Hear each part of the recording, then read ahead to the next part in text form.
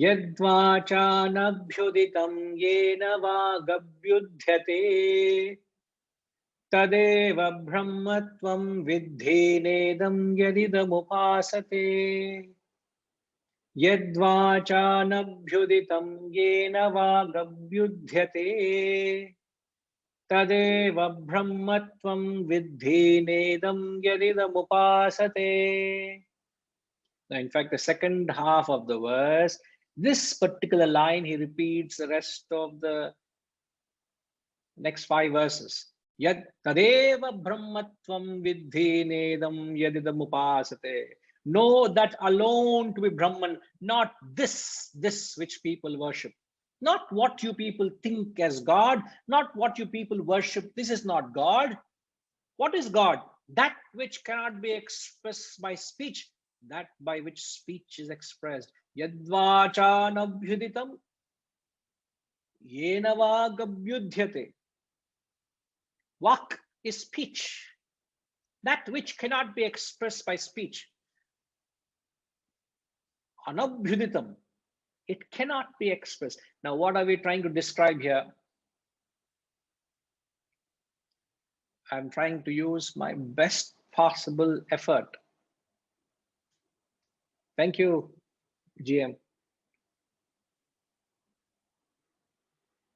What am I trying to do here? Best effort I'm putting in, the best possible way. What I'm trying to do. Shantima, what am I trying to do here?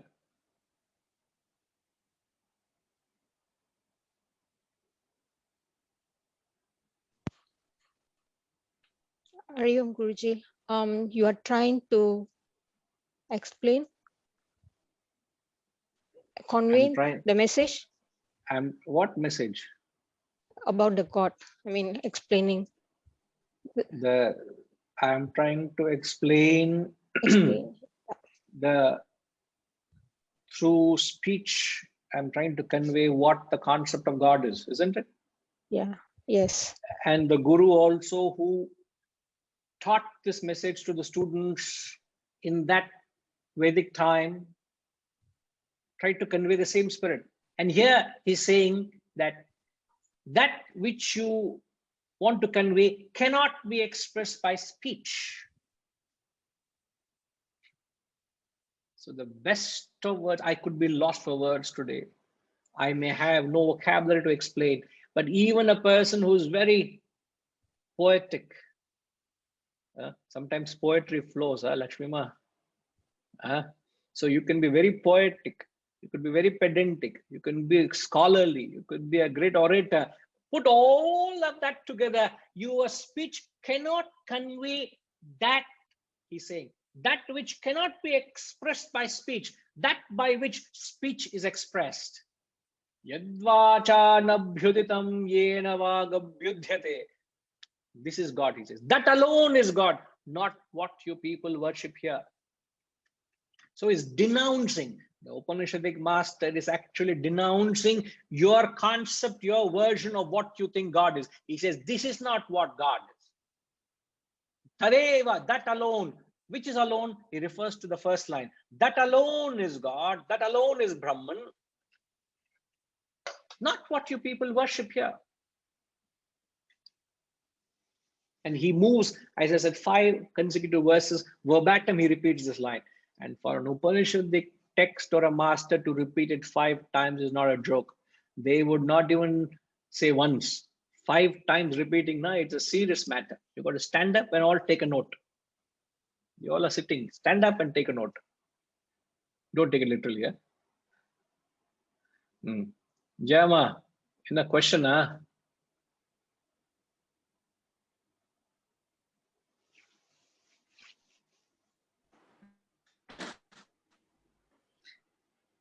Hariham Guruji, these 5 verses you said he's saying this is not worship, but he single-handedly went about doing the punaruddhana of all the temples from across the country.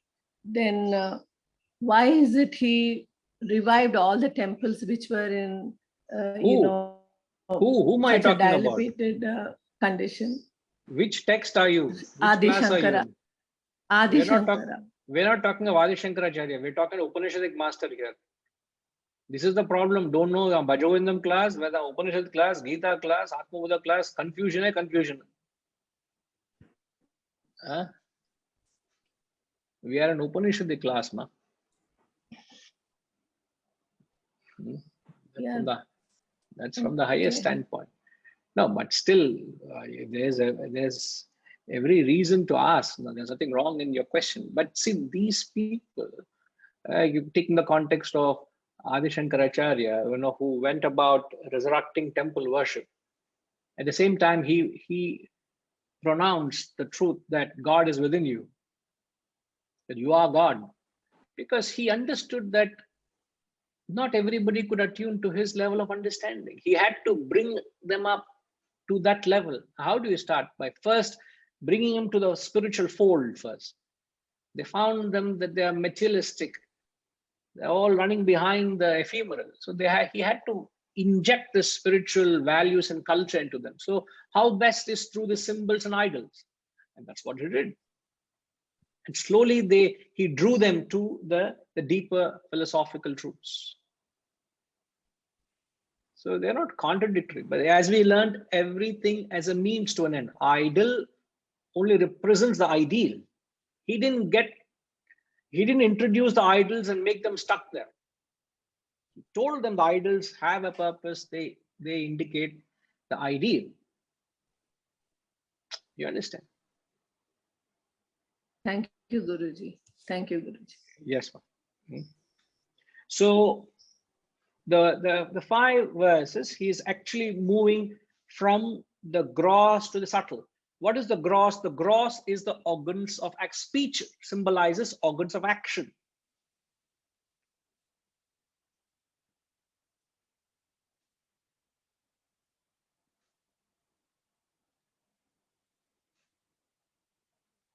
The organs of action refers to, in fact, here in this verse, if you carefully examine, he's condemning the Saguna Upasana. He's actually encouraging people to go beyond the idol worship. He's saying speech symbolizes an action which refers to the gross, which refers to earth. So here he's saying idol, it could be a cross, it could be a crescent, it could be a om, it is just a symbol. It could be a murti, it could be a temple, church, or a mosque. It's only a symbol. It is not God. It is not what you people think and worshiping here. Can you imagine the stance a guru takes here to demolish your concept of God? It is not what you think God is. It is that which enables you. Atman is that which cannot be expressed in speech. It can't be captured in words. It is that which enables you to speak. It's not what I speak. You're only trying to understand what I speak. But here he's saying it is that which enables you to speak. That which cannot be expressed by speech, by that which speech is expressed. So it is that which enables me to speak. What is it that's enabling me to speak? It is the Atman, it is the consciousness. Without the consciousness, I can't speech. It means action. It's not what you do, but it's that which enables you to do. That is God. So there's nothing as God's work and demons' work. There's no work as godly and otherwise. So real spiritual thing is to attune to that which enables you to do your work.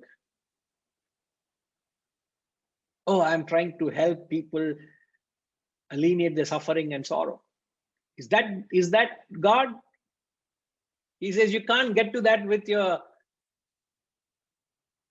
deeds. Organs of action will not take you there. It's very difficult to attune to this. Very, very difficult.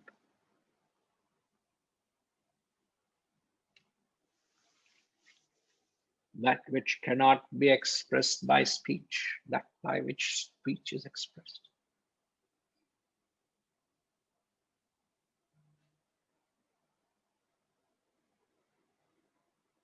Why cannot speech express it? Because God is not an object. God is a subject within. That's the reason. It is not an object of action, which you can attain through action. Karma doesn't take you there. It is that which enables your action. It is that it is a subject, it's not the object. Therefore, it cannot.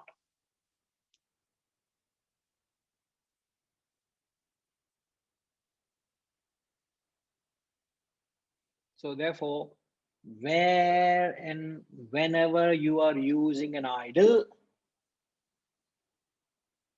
the ideal is beyond the idol. For example,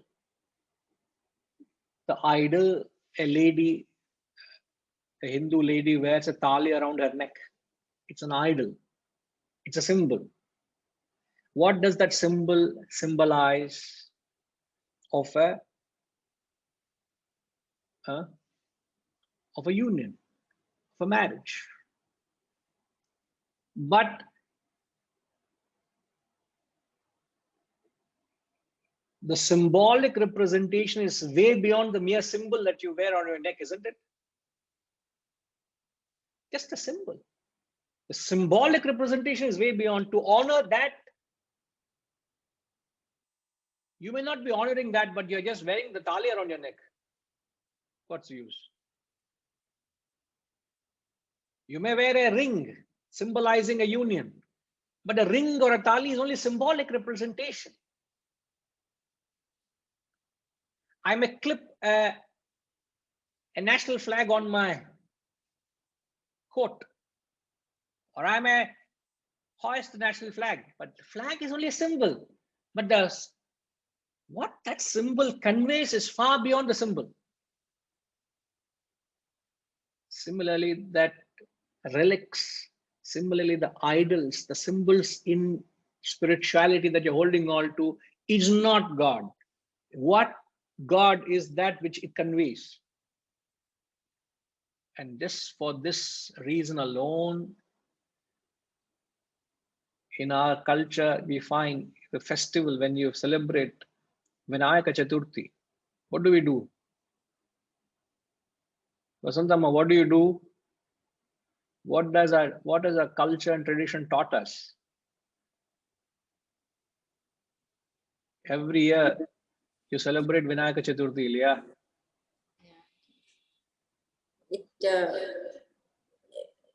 It helps us to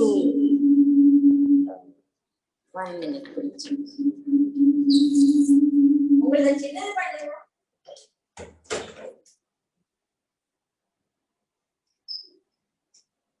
It helps us to